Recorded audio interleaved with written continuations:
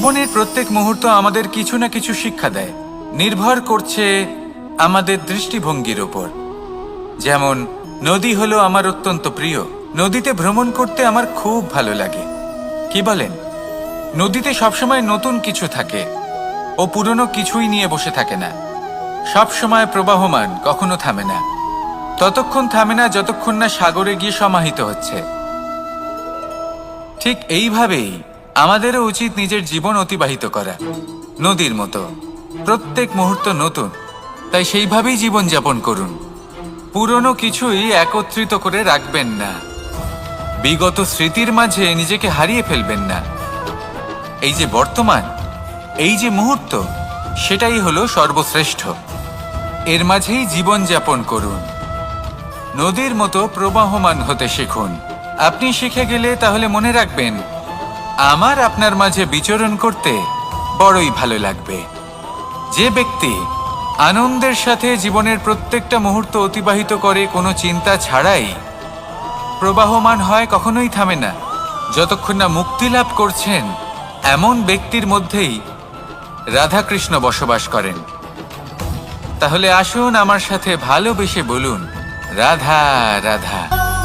মন, জীবনে যখনই কোনো বস্তু বা সুখ স্বাচ্ছন্দ্য অধিক মাত্রায় আপনার কাছে চলে আসে, তখন নিজেকে শ্রেষ্ঠ মনে করার একটা প্রবণতা দেখা যায়, যা হয় আত্মবিশ্বাসে পরিণত হয়, নয়তো অহংকারে। এবার আত্মবিশ্বাস আর অহংকারের মধ্যে অনেক বড় পার্থক্য রয়েছে। আমি এটা করতে পারি, আমি ওটাও করতে পারি, এ হলো আত্মবিশ্বাস। শুধুমাত্র আমি এটা করতে পারি, শুধুমাত্র আমি ওটাও করতে পারি, আমি হলাম সর্বশ্রেষ্ঠ, এটা হলো অহংকার। এবার এই অহংকার এর ধ্বনি অনেক দূর প্রবাহিত হয়, আর এর প্রহার সর্বপ্রথম আপনাকে বিপর্যস্ত করে। এবার এই অহংকার এর বিপরীত শব্দ হলো বিনয়, অর্থাৎ নিজের ঊর্ধ্বে উঠে অন্যের বিষয় ভাবনা চিন্তা করা, সংসারের বিষয় ভাবা। এই বিনয়ী হবার চেষ্টা করুন, একের থেকে অনেক হওয়ার চেষ্টা করুন এবং একসাথে থাকার চেষ্টা করুন। নিশ্চিত রূপেই আপনি বিকাশের কারণ হবেন। মত্ততা থেকে নিজেকে দূরে রাখুন, অহংকার থেকে নিজেকে দূরে রাখুন। এই মন প্রসন্ন হয়ে বলবে, রাধা রাধা। মধু কারই না পছন্দ বলুন তো? অত্যন্ত সুস্বাদু হয় এই মধু, মিষ্টি খেতে হয় এবং তা শক্তিও প্রদান করে। এবং প্রত্যেকটি মিষ্টি পদার্থের মতোই এতেও খুব তাড়াতাড়ি পিঁপড়ে ধরে যায়। অন্যদিকে যদি নুনকে দেখি, তাহলে বছরের পর বছর রাখলেও এতে পিঁপড়ে ধরে না। এবার যদি কথা বলি বন্ধুত্বের, তাহলে বন্ধুত্ব নুনের মতো হওয়া উচিত, মধুর মতো নয়। যারা সামনে এলে শুধুমাত্র মধুর মধুর কথা বলবে, পরে এতে পিঁপড়ে ধরে যাবে, এটা নুনের মতো হওয়া উচিত। প্রকৃত বন্ধু হলো সে যে সময় এলে পরে আপনার সামনে আপনার প্রকৃত সত্য তুলে ধরবে, তা সে যতই কঠিন হোক না কেন। আপনার দোষ, আপনার অপগুণ, আপনার খামতি আপনাকে বলতে পারবে, যাতে আপনি সেগুলো শুনে মেনে নিয়ে তারপর নিজেকে শুধরোতে পারেন। এটাই হলো প্রকৃত বন্ধুত্ব। কখনো নিজের জীবনের আশেপাশে মন দিয়ে দেখবেন, অনেক সময় এমন মানুষ থাকেন, অনেক বন্ধু থাকেন, যাদের দেখে আমাদের মনে হয় যে এনারা খুব কঠোর, এনাদের কথা খুব কটু। কিন্তু বেশিরভাগ এমন মানুষের মনটা যদি বুঝতে পারেন, তাহলে দেখবেন তাতে কোনো মালিন্য নেই, এনাদের মন অত্যন্ত পবিত্র হয়। যদি আপনার জীবনেও এমন কোনো ব্যক্তি থেকে থাকে, এমন বন্ধু থাকে, তাহলে তাদের আগলে রাখুন আর আমার সাথে ভালোবেসে বলুন, রাধা রাধা। আপনি অবশ্যই কোনো গাছ দেখে থাকবেন যেখানে অনেক ফল রয়েছে। সেই গাছের ডালগুলি নিজে থেকেই নত হয়ে যায়। কেন? যাতে মানুষ, প্রাণী, এরা সকলে যাতে সেই ফল খুব সহজে গ্রহণ করতে পারেন। এটাই হলো প্রকৃতির শিক্ষা, এটাই হলো প্রকৃতির নিয়ম। মানুষেরও কিছুটা এরকমই হওয়া উচিত। যদি আপনি সাফল্যের চরম সীমায় পৌঁছে যান, অনেক বেশি ধন অর্জন করে ফেলেন, তখন মনে রাখবেন যে আপনি যেন অহংকারী না হয়ে পড়েন। বিনম্র থাকতে হবে, সেই ধনকে ব্যবহার করতে হবে উচিত কাজের জন্য। সেই ধনের দ্বারা সমাজের মঙ্গল করা উচিত। সকল মানুষকে সাহায্য করা উচিত যাদের ধনের অভাব আছে। যদি ধনী হওয়া সত্ত্বেও আপনি ধনের সদ্ব্যবহার এই সমাজের মঙ্গলের জন্য, তার ভালোর জন্য না করেন, যদি আপনি ধন দান না করেন, তাহলে এই ধন অহংকার রূপী বিষে পরিণত হয়ে আপনাকেই নাশ করবে। তাই ফলে ভরা গাছের মতো নত হয়ে থাকুন, বিনম্র হয়ে থাকুন, দান করুন আর আমার সাথে ভালোবেসে বলুন, রাধা রাধা। মুক্তোর এই মালা দেখতে কত সুন্দর হয়, তাই না? যিনি ধারণ করেন তাকেও এটা শীতলতা প্রদান করে, আর যে ব্যক্তি দেখে তার চোখও এই দৃশ্য দেখে শান্তি উপলব্ধি করে। কিন্তু ভাবুন, যদি এমন কিছু হয় যে সুতো দ্বারা এই মুক্তোর মালা তৈরি হয়েছে সেটা কেউ ছিঁড়ে দেয়, তাহলে এই মুক্তোর মালা ছিঁড়ে যাবে আর সমস্ত মুক্তো মাটিতে পড়ে যাবে, ছড়িয়ে পড়বে। তখন কি আমরা এটা ভাববো যে এটা তো মাটিতে পড়ে থাকা বস্তু, এটা আমি তুলব না? ভাববো না, তাই না? আমরা নিচু হয়ে একটা মুক্তো কুড়িয়ে নিই এবং আবার এদের সুতোর মধ্যে প্রবেশ করাই। কেন? কারণ এই মুক্তো হলো বহুমূল্য। এতে কোনো সন্দেহ নেই যে এই মুক্তো হলো বহুমূল্য। কিন্তু এর থেকেও অনেক বেশি বহুমূল্য হলো আমাদের জীবনে আমাদের সম্পর্ক, আমাদের বন্ধু বান্ধব। এই সম্পর্কেও কখনো কখনো বিবাদ হয়, মনোমালিন্য হয়, এগুলোও ছড়িয়ে যায়। আর সেই সময় এই মুক্তোর মতোই নত হয়ে আমাদের এই সম্পর্কগুলিকে হাতে তুলতে হবে, এদের জুড়তে হবে, এদের আগলে রাখতে হবে, কারণ এদের থেকে বহুমূল্য আর কিছুই নেই। আর যদি এই কাজটা আপনি শিখে নিতে পারেন, তাহলে আপনার জীবনের এই সম্পর্ক, এই বন্ধুত্ব সবসময় আপনাকে বল প্রদান করবে, আনন্দ প্রদান করবে, আর এই মন সুপ্রসন্ন হয়ে বলবে, রাধা রাধা। এই সংসারের সব থেকে বড় সত্যি হলো জন্ম এবং মৃত্যু, কিন্তু আরো বড় একটা সত্য আছে, মিত্র এবং শত্রু, যা আমাদের সকলের জীবনে থাকে। মিত্র সে যে আমাদের সঙ্গ দেয় এবং সংসারের সব থেকে উঁচু শিখরে আমাদের নিয়ে যায়, এবং শত্রু সে যে যে কোনো মুহূর্তে যে কোনো শিখর থেকে আমাদের নিচে ফেলে দিতে পারে। এবার বিচিত্র ব্যাপার হলো এটাই যে আমরা নিজেরাই এদের সাথে নিয়ে চলি, নিজেরাই এদের পালন করি। তা কি করে? প্রথমে বুঝুন এই মিত্র এবং শত্রু কারা। আপনার নিজের মন, আর কেউ নয়।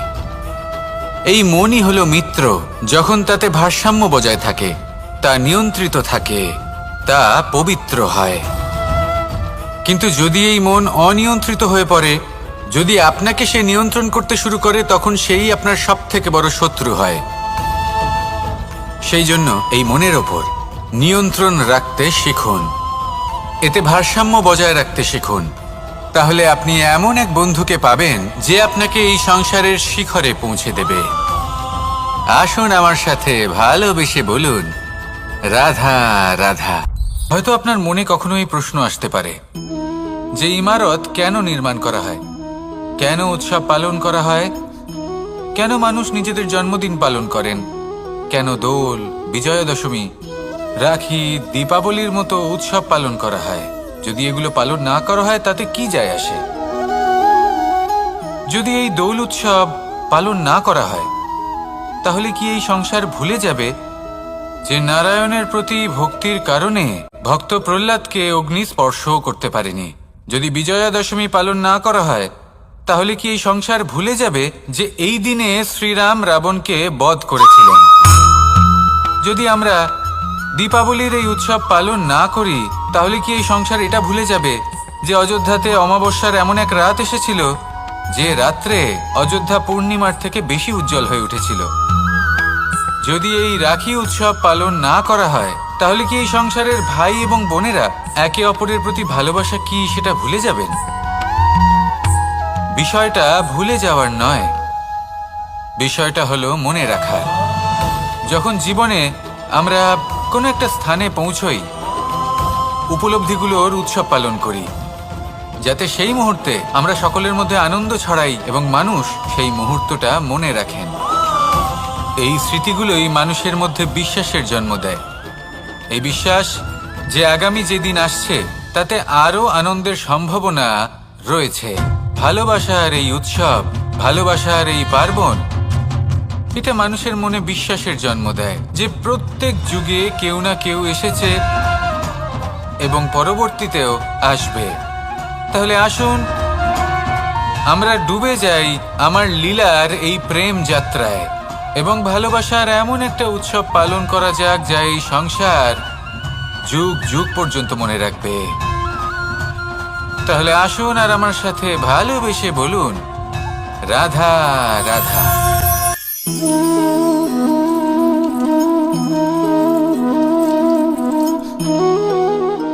এ হলো এক আম গাছ, আর খুব যত্ন সহকারে আমি এটা বড় করেছি। প্রথমে বীজ বপন করেছি, তারপর সিঞ্চন করেছি, তারপর এর থেকে অঙ্কুর বেরিয়েছে, তারপর দিন প্রতিদিন আমি এতে জল দিয়েছি। আস্তে আস্তে ওর পাতা বেরিয়েছে, তারপর ও একটা গাছের আকার ধারণ করেছে। এইভাবেই যদি প্রতিদিন আমি ওর দেখাশোনা করি তাহলে নিশ্চিত রূপে এর শিকড় আরো দৃঢ় হবে এবং একটা বিশাল গাছের আকার ধারণ করবে, যার থেকে কিছু ডাল জন্ম নেবে, আর তাতে আমি পাবো কিছু মিষ্টি সুস্বাদু আম ফল। এবার আম তো সকলের প্রিয়, সকলের পছন্দের ফল, সকলে খেতে চান। কিন্তু আম পাওয়ার জন্য আগে আপনাকে সেই গাছের যত্ন নিতে হবে। যদি আপনি গাছ লাগিয়ে তারপর ভুলে যান তাহলে সেই গাছের কি হবে? তার অস্তিত্বটাই মুছে যাবে, তাই না? আমাদের সম্পর্কগুলো কিছুটা এরকমই হয়। যদি সম্পর্ক জুড়ে আপনি ভুলে যান তাহলে তার অস্তিত্বই মুছে যাবে। তাই শুধুই সম্পর্ক গড়বেন না, তাকে পালনও করুন। নিশ্চিত রূপে আপনার এই সম্পর্করূপী বৃক্ষের ডালে আনন্দের মিষ্টি সুস্বাদু আম ফল নিশ্চয়ই পাওয়া যাবে। তাহলে প্রত্যেক দিন প্রত্যেক সম্পর্ক পালন করুন, তার থেকে আনন্দ লাভ করুন। এই মন ভালোবেসে বলবে, রাধা রাধা। কোনো এক বস্ত্রে যদি ছোট্ট একটা ছিদ্র উৎপন্ন হয়, আর যদি আমরা তার দিকে নজর না দিই, তাহলে সময়ের সাথে সমগ্র বস্ত্র ছিঁড়ে যায় আর কোনো কাজে আসে না। যদি কোনো একটা নৌকাতে ছোট্ট একটা ছিদ্র উৎপন্ন হয়, তাহলে সময়ের সাথে পুরো নৌকাই জলে ডুবে যায়। লক্ষ্যের দিকে অগ্রসর হওয়ার সময় একটা ছোট্ট ভুল আপনি যদি করে ফেলেন, তাহলে আপনাকে তা লক্ষ্যের থেকে দূরে করে দিতে পারে। এমনটা এই সম্পর্কের সাথেও হয়ে থাকে।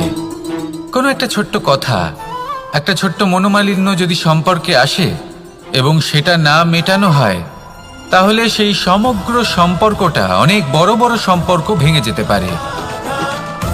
যদি আপনার সম্পর্কে ছোট্ট একটা ছিদ্র উৎপন্ন হয়, তাহলে প্রেমের সূচ আর স্নেহের সুতো দ্বারা সেলাই করে ফেলুন, যাতে আপনার এই সম্পর্ক অটুট থাকে এবং প্রেম দ্বারা পরিপূর্ণ থাকে। আসুন আমার সাথে ভালোবেসে বলুন, রাধা রাধা। দু রকমের প্রাকৃতিক বেগ থাকে। প্রথম হলো বর্ষা। যখন এর বর্ষণ হয় তখন মাটিকে শীতল করে নতুন ফসল ফলায়। আর দ্বিতীয় হয় পবন, যা আমাদের সর্বদা শ্বাসবায়ু প্রদান করে। অশান্ত এই মনকে শান্তি প্রদান করে, এই ক্লান্ত শরীরে স্ফূর্তি প্রদান করে। আমাদের জীবনে যত আবেগ আছে তা হয় বর্ষার মতো হওয়া উচিত, নয় হওয়া উচিত পবনের মতো। ক্রোধ, মতভেদ, বিবাদ, এগুলো হওয়া উচিত বর্ষার মতো। অর্থাৎ কিছু সময় পরে যেন এরা নিজে থেকেই ছিন্ন ভিন্ন হয়ে চলে যায়। আর যদি পবনের মতো কোনো আবেগ থাকা উচিত, তা হলো প্রেম, যা সর্বদা শ্বাসবায়ু প্রদান করে, সবসময় সাথে থাকে। একে আমরা অনুভব করতে পারি না, কিন্তু এ আমাদের অনুভব করার জন্য প্রাণবায়ু প্রদান করে। আর যখন চক্রবাতের মতো সে ভয়ঙ্কর হয়ে ওঠে, তখন সমগ্র সংসার বদলে দেয়।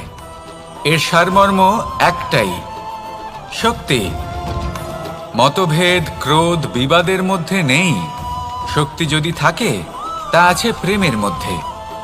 তাই এই প্রেমকে মনের মধ্যে রাখুন আর আমার সাথে বলুন, রাধা রাধা।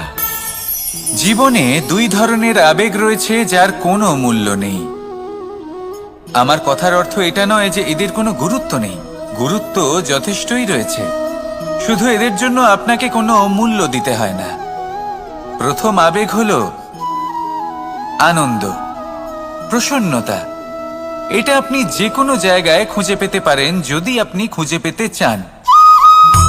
আপনি কোনো পুষ্পের সৌন্দর্য দেখে প্রসন্ন হতে পারেন। বায়ুর কারণে যখন একটি বৃক্ষ শিহরিত হয় সেটা দেখে আপনি প্রসন্ন হতে পারেন। একটা ছোট্ট শিশুর কলরব শুনেও আপনি প্রসন্ন হতে পারেন। একটা ক্রন্দনরত বালককে হাসিয়ে আপনি প্রসন্ন হতে পারেন। সবকিছু আপনার উপর নির্ভরশীল। সেখানে আরেকটি আবেগ হলো দুশ্চিন্তা। মানুষ বড়ই দুশ্চিন্তা করতে থাকে। আজ আমি এই কাজ করেছি, সেই বিষয়ে চিন্তা। আজ আমি এই কাজ করতে পারিনি, সেই বিষয়ে চিন্তা। কাল আমাকে এই কাজ করতে হবে, সেই নিয়ে চিন্তা। আমি কি সেই কাজটা করতে পারবো, সেই বিষয়েও দুশ্চিন্তা। চিন্তা সর্বত্র রয়েছে, যার জন্য মূল্য দিতে হয় না। যত চান আপনি একত্রিত করতে পারেন। একটা গুরুত্বপূর্ণ কথা মনে রাখবেন, প্রসন্নতা জীবনের একটা নতুন সূত্রপাত। সেখানে দুশ্চিন্তা হলো জীবনের চিতার সমান। এবার এই দুটি আবেগ হলো মূল্যহীন, দুটোই আপনার সামনে আছে। কোনটা চয়ন করবেন আপনি, দুশ্চিন্তা নাকি প্রসন্নতা? সিদ্ধান্ত আপনারই। আসুন আর আমার সাথে ভালোবেসে বলুন, রাধা রাধা। নন্দ বাবাও খেলার ছলে খুব বড় বড় শিক্ষা দিতেন। অনেকদিন আগেকার কথা, বাবা আমার জন্য একটা মানচিত্র নিয়ে এলেন। এটা ছিল জম্বু দ্বীপের মানচিত্র, ঠিক যেন একটা ধাঁধা, যা টুকরো টুকরো করে বিভিন্ন দিকে ছড়ানো, যেগুলোকে আমায় জুড়তে হতো। ব্যাস শুধু এটুকুই ছিল আমার কাজ। আমি বারবার প্রচেষ্টা করলাম, কিন্তু বারবার অসফলই রয়ে গেলাম। বাবা এটা দেখলেন এবং হাসলেন। বাবা বললেন, একটা কাজ করো, এই প্রত্যেকটি অংশকে উল্টে রাখো। আমিও উল্টে রাখলাম। তারপরে দেখলাম প্রত্যেক অংশে মানুষের শরীরের কোনো না কোনো অংশ চিহ্নিত। কোথাও হাত আছে, পা আছে, কোথাও মুখ আছে। বাবা বললেন যে এবার এটা জুড়তে চেষ্টা করো। আমিও জুড়ে দিলাম। মানুষের মানচিত্র পূর্ণ হলো। এবার বাবা বললেন, এটা উল্টে রাখো, মানচিত্র পূর্ণ আকার ধারণ করেছে। আমি বললাম, ঠিক আছে। আমি উল্টে রাখলাম। দেখলাম জম্বুদ্বীপের মানচিত্র পূর্ণ হয়েছে। বাবা বললেন, যদি দেশকে সফল করে তুলতে চাও, শক্তিশালী করতে চাও, স্থির বানাতে চাও, তাহলে সবার আগে দেশবাসীকে একত্রিত করতে শেখো। সকল সৈন্যগণ যখন একজোট হয়ে দাঁড়াবে, তখন দেশের শক্তি আরো বেড়ে যাবে। শুধু তাই নয়, বাবা বললেন, যদি ভালোবাসার সাথে জড়িয়ে পড়ো, তাহলে পরমাত্মাও তোমার সামনে এসে দেখা দেবেন। তাহলে এটাই করুন আর আমার সাথে ভালোবেসে বলুন, রাধা রাধা। যত শক্তিশালী এই মন, তত শক্তিশালী এই শরীরও। এই যে আমাদের শরীর, এটা আসলে কি? এ হলো একটা রথের মতো। আর একটা রথ ততক্ষণ চলতে পারবে না যতক্ষণ না তাকে কোনো সারথি চালাবে। এই মন হলো শরীরের সারথি। এবার ভাবুন, যদি এই সারথি শক্তিহীন হয়, দুর্বল হয়, তাহলে এই রথের কি হবে? এটা উচিত পথে চলতে পারবে না, উচিত গতিতে চলতে পারবে না, মন মতো স্থানে এটা পৌঁছতেও পারবে না। সেই জন্য মনের শক্তি অত্যন্ত প্রয়োজনীয়। এবার মনের শক্তি আমরা কোথা থেকে লাভ করি? দৃঢ়তার শক্তি থেকে। এবার এই শক্তি আমরা কিভাবে বাড়াতে পারি? আমরা প্রতিদিন কিছু নতুন স্থির করি, কিছু ছোট, কিছু বড়। আর যেই আমরা নতুন কিছু পূর্ণ করি, আমাদের মনের শক্তি বেড়ে যায়। আর যদি পূর্ণ না করতে পারি, মনের শক্তি কমে যায়। একটা দেওয়ালের মতো ছোট ছোট ছোট ছোট শিলা আমরা একটার পর একটা স্থাপন করে একটা দেওয়াল তৈরি করি। এতগুলো পাথর যখন একত্রিত হয়ে যায়, তখন এমন এক দেওয়াল তৈরি হয় যাকে ভাঙা প্রায় অসম্ভব হয়ে দাঁড়ায়। সেরকমই হয় মন এবং দৃঢ়তা। ছোট ছোট কাজ করে নিজের লক্ষ্য পূর্ণ করুন। এই লক্ষ্য যদি পূর্ণ হয়, তবে মনের শক্তি বাড়বে। কিছুটা এইভাবে যে যত বড়ই বিপদ আসুক না কেন, সেই বিপদ নিজে হার মেনে নেবে, কিন্তু আপনার মন ততটাই শক্তিশালী থাকবে। তাই মনের শক্তি বাড়াতে থাকুন, যাতে আপনি উচিত পথে চলতে পারেন, উচিত গতিতে চলেন আর মনোবাঞ্ছিত স্থানে পৌঁছতে পারেন। তবেই এই মন প্রসন্ন হয়ে বলবে, রাধা রাধা। ওমা, এ কি? আমি কখন থেকে এখানে অপেক্ষা করছি, হাত পেতে দাঁড়িয়ে রয়েছি যাতে একটা ফল আমার হাতে এসে পড়ে এবং সেটা আমি খেতে পারি। কখন থেকে অপেক্ষা করছি, কিন্তু সেটা হচ্ছেই না। এবার আপনি বলবেন যে এসব কি বলছি, এ কি অদ্ভুত কথা বলছি। যদি ফল খেতে হয় তাহলে আমাকে বৃক্ষে চড়তে হবে, ফলের কাছে পৌঁছতে হবে, তবেই তো ফল পাবো। এবারে এটা অত্যন্ত সহজ ব্যাপার, কিন্তু এই বিষয়টা আপনি নিজের জীবনের প্রসঙ্গে ভেবে দেখুন। লক্ষ্য কোথায় আছে আপনি জানেন, সেই লক্ষ্যে পৌঁছানোর পথ কি সেটাও আপনি জানেন, সেই পথে চলার ক্ষমতাও আপনার রয়েছে, কিন্তু তাও আপনি নিজের লক্ষ্য লাভ করতে পারছেন না। কেন? কারণ আপনি অপেক্ষা করছেন যে লক্ষ্য আপনার সামনে চলে আসবে, কিন্তু তা হয় না। লক্ষ্য সে যাই হোক না কেন, ধন হোক, প্রেম হোক, কোনো সম্মান হোক বা মোক্ষ হোক, যদি আপনি তার দিকে অগ্রসর না হন তাহলে ফল প্রাপ্তি অসম্ভব ব্যাপার, তা কোনোদিনই হবে না। সেই জন্য আপনার চোখের সামনে আপনি যদি নিজের লক্ষ্যকে দেখতে পান তাহলে উঠুন এবং সেই দিকে অগ্রসর হতে শুরু করুন। নিজের অন্তরের সকল অশুভ গুণ দূর করুন, অলসতা ত্যাগ করুন, অজ্ঞানতা ত্যাগ করে দিন এবং চলতে থাকুন। অবশ্যই মনোবাঞ্ছিত ফল লাভ করতে পারবেন। মনে রাখবেন, চলতে থাকলে তবেই লক্ষ্য প্রাপ্তি হবে। অপেক্ষার দ্বারা শুধুমাত্র মৃত্যু লাভ হবে। আসুন আমার সাথে ভালোবেসে বলুন, রাধা রাধা।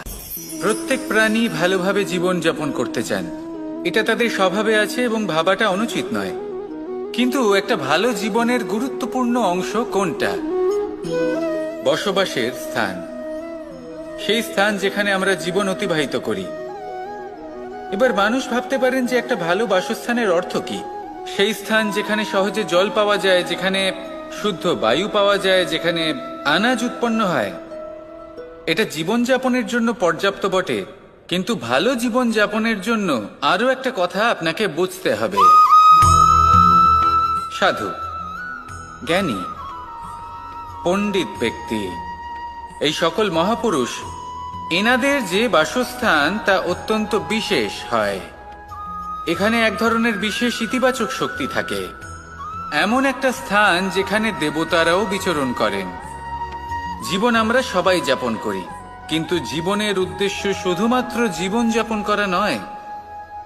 জীবনের উদ্দেশ্য হল মুক্তি লাভ করা। আর এই সকল সাধু, জ্ঞানী, পণ্ডিত ব্যক্তি, এই সকল মহাপুরুষ আপনাকে মুক্তির পথে নিয়ে যেতে পারেন। কারণ এরা হলেন সেই মহাপুরুষ যারা নিজেদের অন্তরের বিকার, অহংকার, ক্রোধ, বিদ্বেষ, এই সকল দোষগুলিকে ত্যাগ করেছেন, এদের উপর বিজয় লাভ করেছেন। এমনই একজন ব্যক্তি আপনাকে মুক্তির পথে নিয়ে যেতে পারে। প্রয়োজন হলো শুধুই এনাদের চিনতে পারা, এদের কথা বুঝতে পারা এবং এদের দেখানো পথে চলা। যদি আপনি এটা করতে পারেন তাহলে এই মন প্রফুল্ল হয়ে বলবে, রাধা রাধা। কখনো কোনো বাগানের কোনো বৃক্ষকে দেখেছেন যেখানে সুগন্ধি ফুল থাকে, রসালো ফল থাকে? তখন মন প্রফুল্ল হয়ে ওঠে, মন থেকে সেই বৃক্ষের প্রতি ভালোবাসা জন্মায়। কিন্তু যিনি বাগানের মালিক, শুধুমাত্র তিনিই জানেন যে কিভাবে এই বৃক্ষকে আগলে রাখতে হয়, কিভাবে তার পরিচর্যা করলে এতে সুন্দর সুগন্ধি ফুল হবে, রসালো ফল হবে। কখনো কখনো প্রয়োজনের থেকে বেশি রোদ পেলে এই বৃক্ষগুলি শুকিয়ে যায়, প্রয়োজনের থেকে কম রোদ পেলেও এই বৃক্ষ কিন্তু শুকিয়ে যায়। প্রয়োজনের থেকে কম জল যদি পায় এই বৃক্ষ শুকিয়ে যেতে পারে, প্রয়োজনের থেকে অতিরিক্ত জল যদি পায় তখনও এই বৃক্ষের শিকড়গুলি নষ্ট হয়ে যেতে পারে। এবার এটাই কিন্তু আমাদের সংসারের সাথেও হয়। আমাদের সংসারের সকল প্রতিভাশালী ব্যক্তি, যেমন লেখক, বিচারক, প্রবক্তা, যোদ্ধা, এদের সবার ক্ষেত্রে এই কথাটাই প্রযোজ্য। যদি বেশি প্রশংসা করা হয় তাহলেও এরা হারিয়ে যাবেন। প্রয়োজনের থেকে বেশি যদি নিন্দা করা হয় তখনও তারা নত হয়ে পড়বেন। তাহলে আপনি এদের রক্ষা করুন এবং নিজেদেরও। মনে রাখবেন একটা কথা, জেনে রাখুন কখন কোন নিন্দায় আপনি লজ্জিত হবেন না আর কখন কোন প্রশংসার দ্বারা নিজের মধ্যে অহংবোধ জাগ্রত করবেন না। এই মন সুপ্রসন্ন হয়ে বলবে, রাধা রাধা। জল এ হলো জীবনের আধার পঞ্চতত্ত্বের মধ্যে একটি, আর অত্যন্ত বিশেষ। এর থেকে অনেক বড় শিক্ষা পাওয়া যায়। এই জল গন্তব্যের বিষয়ে এর স্পষ্ট ধারণা আছে। ও জানে ওর লক্ষ্য কি, আর প্রয়াস করে ততদূর সে পৌঁছেও যায়। এটি পর্বত থেকে বয়ে নিচে নেমে আসে, নদীর সাথে সমাহিত হয়ে তার সাথে বয়ে চলে, চিরসবুজ বনানী গড়ে তোলে, প্রাণীদের তৃষ্ণা নিবারণ করে, সামনে এগিয়ে চলে, মানুষের সাথে মিলিত হয়। যারা একে বাঁধের মধ্যে বেঁধে রাখতে চেষ্টা করে, সে বন্দি দশাতেও থেকে যায়, মানুষের কল্যাণ করে। তারপর বাঁধ থেকে মুক্তি পেয়ে এগিয়ে চলে, কোথাও ধাক্কা খায়, কোথাও বাধা পড়ে, কোথাও যদি পথ খুঁজে না পায় তাহলে পথ খুঁজেই নেয়, আর যেখানে পথ থাকে না সেখানে পথ বানিয়ে নেয়, আর শেষ পর্যন্ত নিজের লক্ষ্যে পৌঁছেই যায়, অর্থাৎ সমুদ্রে গিয়ে সমাহিত হয়ে যায়। আমাদেরও কিছুটা এরকমই হয়ে উঠতে হবে। যেখানেই যাবেন সকলের কল্যাণ করুন, সামনে এগোন। আপনি কোথাও পড়ে গেলে, ধাক্কা খেলে আঘাত লাগবেই, উত্থান পতন লেগেই থাকে। সামনে এগোতে থাকুন। কোথাও পথ না পেলে তা খুঁজে নিন, কোথাও পথ না থাকলে তা বানিয়ে নিন। নিজের গন্তব্যের কথা সব সময় মনে রাখুন। শেষ পর্যন্ত নিজের মোক্ষ লাভ আপনি অবশ্যই করবেন। আর আমার সাথে ভালোবেসে বলুন, রাধা রাধা। জীবনের প্রত্যেক মুহূর্ত আমাদের কিছু না কিছু শিক্ষা দেয়, নির্ভর করছে আমাদের দৃষ্টিভঙ্গির ওপর। যেমন নদী হলো আমার অত্যন্ত প্রিয়, নদীতে ভ্রমণ করতে আমার খুব ভালো লাগে। কি বলেন? নদীতে সবসময় নতুন কিছু থাকে, ও পুরনো কিছুই নিয়ে বসে থাকে না, সব সময় প্রবাহমান, কখনো থামে না। ততক্ষণ থামে না যতক্ষণ না সাগরে গিয়ে সমাহিত হচ্ছে। ঠিক এইভাবেই আমাদেরও উচিত নিজের জীবন অতিবাহিত করা, নদীর মতো। প্রত্যেক মুহূর্ত নতুন, তাই সেইভাবেই জীবন যাপন করুন। পুরনো কিছুই একত্রিত করে রাখবেন না, বিগত স্মৃতির মাঝে নিজেকে হারিয়ে ফেলবেন না। এই যে বর্তমান, এই যে মুহূর্ত, সেটাই হলো সর্বশ্রেষ্ঠ। এর মাঝেই জীবন যাপন করুন, নদীর মতো প্রবাহমান হতে শিখুন। আপনি শিখে গেলে তাহলে মনে রাখবেন, আমার আপনার মাঝে বিচরণ করতে বড়ই ভালো লাগবে। যে ব্যক্তি আনন্দের সাথে জীবনের প্রত্যেকটা মুহূর্ত অতিবাহিত করে, কোনো চিন্তা ছাড়াই প্রবাহমান হয়, কখনোই থামে না, যতক্ষণ না মুক্তি লাভ করছেন, এমন ব্যক্তির মধ্যেই রাধাকৃষ্ণ বসবাস করেন। তাহলে আসুন আমার সাথে ভালোবেসে বলুন, রাধা রাধা। সূর্যের প্রকাশ অন্ধকারকে দূর করে দেওয়া সেই মহানায়ক। এই সূর্যের প্রকাশ যখন পৃথিবীতে এসে পৌঁছয়, কি হয়? এই পৃথিবী জেগে ওঠে, প্রত্যেক প্রাণী জেগে ওঠে, মানুষ জেগে ওঠে, নিজের কর্ম করেন, জীবন যাপন করেন। এই ঘুমের মৃতপ্রায় স্থিতি কাটিয়ে উঠে জীবন যাপন করতে শেখেন। এটাই হলো প্রভাব সূর্যের প্রকাশের। এবার এই প্রকাশ যে সূর্যের থেকে পাই, তিনি কি করেন? তিনি নিজেকে জ্বালান আমাদের জীবন প্রদান করার জন্য। প্রত্যেকটা মুহূর্ত তিনি তাপ সহ্য করেন, আমরা যাতে সেই প্রকাশ লাভ করি। এটাই হলো জীবনের সারমর্ম। যদি আপনিও এই সংসারে প্রকাশ ছড়িয়ে দিতে চান, তাহলে আপনাকেও তপ্ত হতে হবে, নিজে জ্বলতে হবে, সেই কর্ম করতে হবে যেটা কঠিন হতে পারে কিন্তু আসলে শ্রেষ্ঠ। তবেই এই সংসারের সেবা করতে পারবেন, সংসারকে পথ দেখাতে পারবেন। নিজের অন্তরের প্রকাশ জাগ্রত করুন, তবেই সেই সকল ব্যক্তি যারা পাপের অন্ধকারে নিমজ্জিত হয়ে আছেন, তারা জাগ্রত হবেন। সেই সকল ব্যক্তিকে জাগিয়ে তুলুন, প্রেরিত করে তুলুন সুখী হওয়ার জন্য যারা সুখী হতে পারছেন না। সেই সকলকে প্রেরিত করুন সাফল্য লাভের যারা সফল হতে পারছেন না। নিজের অন্তরের সূর্যকে জাগ্রত করুন, চারিদিকে শুধু প্রকাশই প্রকাশ হবে, জীবনই জীবন থাকবে, আনন্দই আনন্দ থাকবে, আর এই মন বারবার প্রসন্ন চিত্তে বলে উঠবে, রাধা রাধা। আজ আমরা দুই ধরনের ব্যক্তির বিষয়ে কথা বলবো। প্রথম জন হলেন যে প্রয়োজনের থেকে অনেক বেশি পরিমাণ ধন উপার্জন করে থাকেন।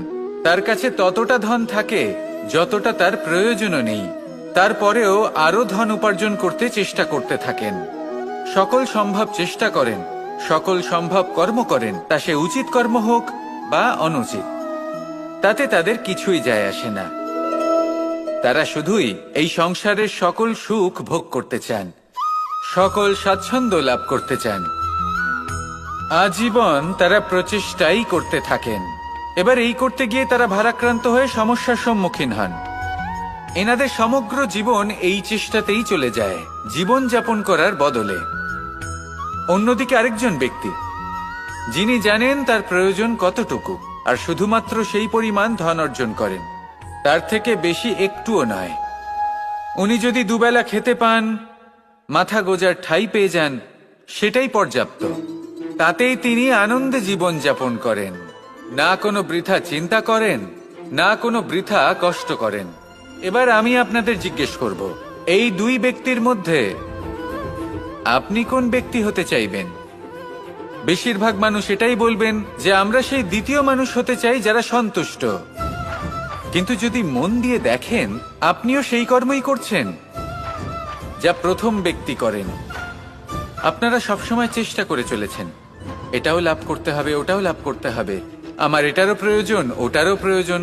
আপনি অনেক কিছু লাভ করেছেন, কিন্তু প্রশ্ন এটাই যে আপনার কি সেই সবকিছুর প্রয়োজন রয়েছে? এর উত্তর আপনার অন্তর মনে রয়েছে। আপনার মন জানে যে আপনার প্রয়োজন কতটুকু। সেখানে গিয়ে দেখুন। সন্তুষ্টি মানুষকে আনন্দ দেয়। মানুষ যতটা সন্তুষ্ট হবে ততটাই সে আনন্দ লাভ করবে। এবার আপনাকে এই সিদ্ধান্ত নিতে হবে যে আপনি কখন আর কোথায় সন্তুষ্টি লাভ করবেন, কত কিছু লাভ করার পরে সন্তুষ্ট হবেন। এই উত্তর আপনি মন থেকে পাবেন। এই সমাজের চাহিদায় জড়িয়ে নিজেকে বিভ্রান্ত করবেন না। নিজের অন্তরের এই মিথ্যে অহংবোধকে প্রশ্রয় দিতে গিয়ে যদি আপনি এরকম প্রয়াস করতে থাকেন, তাহলে জীবনযাপন কখন করবেন? থেমে যান, শান্ত হয়ে যান, নিজের অন্তর মনে নিমজ্জিত হয়ে দেখুন যে সন্তুষ্টি কোথায়। এই সন্তুষ্টি লাভ করুন। এই মন প্রসন্ন হয়ে বলবে, রাধা রাধা। ক্ষমা একটা অত্যন্ত সুন্দর শব্দ, আমার খুব প্রিয় শব্দ, কিন্তু এই ক্ষমা কখন আর কিভাবে প্রয়োগ করতে হবে সেটা বোঝা প্রয়োজনীয়। এক, যদি আপনি কোনো অন্যায় করেন আর ক্ষমা না চান, ক্ষমা প্রার্থনা না করেন, ক্ষমা চাওয়া থেকে এড়িয়ে যান, তাহলে তাতে আপনারই ক্ষতি হবে। কিভাবে?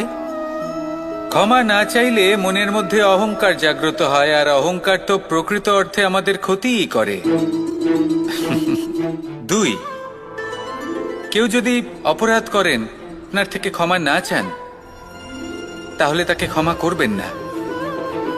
ক্ষমা হলো অত্যন্ত অমূল্য, আর না চাইতেই কাউকে ক্ষমা দান করা এটা উচিত নয়।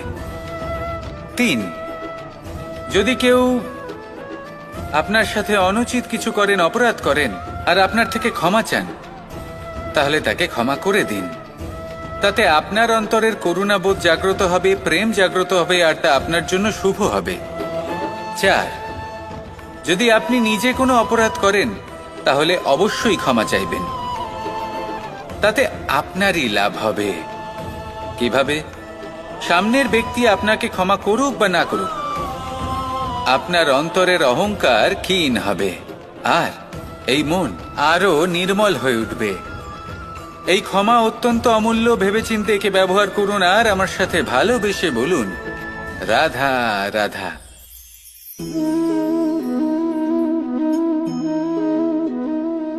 ভোজনের দ্বারাই শরীর পুষ্টি লাভ করে। ছোটবেলা থেকে আজ পর্যন্ত যাই আপনার ভোজন হয়ে থাকুক, যাই আপনার আহার হয়ে থাকুক, সেই অনুসারেই আপনার শরীর গঠিত হয়েছে। এই ভোজন অত্যন্ত গুরুত্বপূর্ণ। সেই জন্য এর প্রত্যেক অংশকে বোঝা খুব আবশ্যক। প্রথম অংশ, যে আমরা কি গ্রহণ করছি, এই ভোজন কোন স্থান থেকে আসছে সেটা বুঝুন। দ্বিতীয় অংশ, ভোজন কে বানাচ্ছেন। এই ভোজন সর্বশ্রেষ্ঠ তখনই হয় যখন মাতার হাতে তৈরি করা ভোজন হয়। কিন্তু যদি মাতার তৈরি করা ভোজন আপনি প্রাপ্ত নাও করতে পারেন, তাহলে সেই ব্যক্তির ভোজন তৈরি করা উচিত যিনি সাত্ত্বিক। তৃতীয় অংশ, কোন স্থানে আপনি ভোজন গ্রহণ করছেন। যে স্থানে আপনি ভোজন গ্রহণ করছেন তা সাত্ত্বিক হওয়া উচিত। তাহলে অত্যন্ত গুরুত্বপূর্ণ। এবং চতুর্থ সবথেকে গুরুত্বপূর্ণ অংশ, তা হলো এই ভোজন আপনি যার দ্বারা প্রাপ্ত করেছেন, যেখান থেকে প্রাপ্ত করেছেন, যে স্থানে বসে আপনি ভোজন গ্রহণ করছেন তার প্রতি কৃতজ্ঞতা প্রকাশ করুন এবং ভোজন পূর্ণরূপে সমাপ্ত করুন। তবেই এই ভোজন আপনাকে সুখী জীবন দান করবে, সুস্থ শরীর দেবে, আর এই মন তা সুপ্রসন্ন হয়ে বলবে, রাধা রাধা। আমি এখানে একা এই বনে বসে আছি, বাঁশি বাজাচ্ছি। কার জন্য? কে আছেন এখানে? কেউ নেই। আমার প্রজা, আমার রাজ্য, আমার পরিবার আমার থেকে অনেক দূরে আছেন। আমি এখানে একা এই বনে বসে এই আকাশের এই রঙের, গাছের এই সব ফলের, মাটির সুবাসের আনন্দ উপভোগ করছি। কেন? আমি হলাম দ্বারকাধীশ। এমন কি রাজকীয় বা ভৌতিক সুখ রয়েছে যে আমি ওখানে পেতে পারি না? সবকিছুই পেতে পারি, তাও এখানে বনে একা বসে আছি। কোন সুখ খুঁজে চলেছি? একা থাকার সুখ। আমরা প্রত্যেকদিন অনেক মানুষের সাথে, চিন্তাধারার সাথে, কর্মের সাথে, পরিস্থিতির সাথে, সুখ দুঃখের দ্বারা বেষ্টিত থাকি। জীবনের এই চক্রে আমরা জড়িয়ে পড়তে থাকি। যতই আমরা এই সমস্যার সমাধান করি, আমরা ততই এতে জড়িয়ে পড়ি। আমরা এতটাই জড়িয়ে পড়ি যে যখন আমরা আয়নায় নিজেদের দেখি, তখন আমরা নিজেদের চিনতেই পারি না। এমন মনে হয় যেন আমরা নিজেদের হারিয়ে ফেলেছি। সেই জন্য প্রত্যেক দিন আপনি কিছু সময় নিজের সাথে কাটান একান্তে। এটা অত্যন্ত আবশ্যক। নিজের অস্তিত্বের গভীরে গিয়ে দেখতে শিখুন, নিজেকে বুঝুন। অদ্ভুত শান্তির অনুভূতি হবে। যেমন এই বায়ু, এই বৃক্ষ, এই পুষ্প, এই নিসর্গ, এদের মতো আপনিও কখনো একলা হতে শিখুন। কখনো নিসর্গের একটা অংশ হয়ে দেখুন। এই মন প্রসন্ন হয়ে বলবে, রাধা রাধা। বাহ, পুষ্পের সুবাস আমার খুব ভালো লাগে। অত্যন্ত সুন্দর হয় এই পুষ্প। এইভাবে চারিদিকে পুষ্প দেখে মন আনন্দিত হয়ে ওঠে। এবার আপনারা ভেবে দেখুন, আমার চারিদিকে পুষ্প নয়, আগুন আছে। তাহলে কি হবে? আমার শরীর কি জ্বলে যাবে না? অবশ্যই জ্বলবে। শরীরকে কি আগুনের তাপ সহ্য করতে হবে না? অবশ্যই সহ্য করতে হবে। এটাই হলো প্রকৃতির নিয়ম। এই নিয়ম কিন্তু আমরা সবাই জানি, কিন্তু আমাদের মধ্যে বেশিরভাগ মানুষ এই বিভ্রান্তি নিয়ে বাঁচি যে এই যে প্রকৃতির নিয়ম, তা আমার ওপর প্রযোজ্য নয়। তা কিন্তু নয়। আমাদের চতুর্দিকে এই যে নিসর্গ রয়েছে, আমরা তার কতটা ক্ষতি করি সেটা একবার ভেবে দেখুন। আমরা বনাঞ্চল জ্বালিয়ে দিই, বায়ু দূষিত করি, জল দূষিত করি, প্রাণীদের হত্যা আমরা করি। কেন? এই নিসর্গ আমরা নষ্ট করি, যদিও আমরা জানি যে আমরাও হলাম এই নিসর্গেরই অংশ। এবার দেখুন, শরীরের কোনো অংশে যদি আগুন ধরান, আস্তে আস্তে সমস্ত শরীরও জ্বলে যাবে। সেইভাবেই নিসর্গ যদি নষ্ট হয়ে যায়, তাহলে মনুষ্য জাতিও নষ্ট হয়ে যাবে। তাই এই যে নিসর্গ আপনি দেখছেন, এই পুষ্প, এই বৃক্ষ, বায়ু, জল, এদের সকলকে রক্ষা করুন, নষ্ট নয়। মনে রাখবেন, যদি নিসর্গ থাকে মানুষ থাকবে, যদি নিসর্গ থাকে তাহলেই জীবন থাকবে। আসুন আমার সাথে ভালোবেসে বলুন, রাধা রাধা।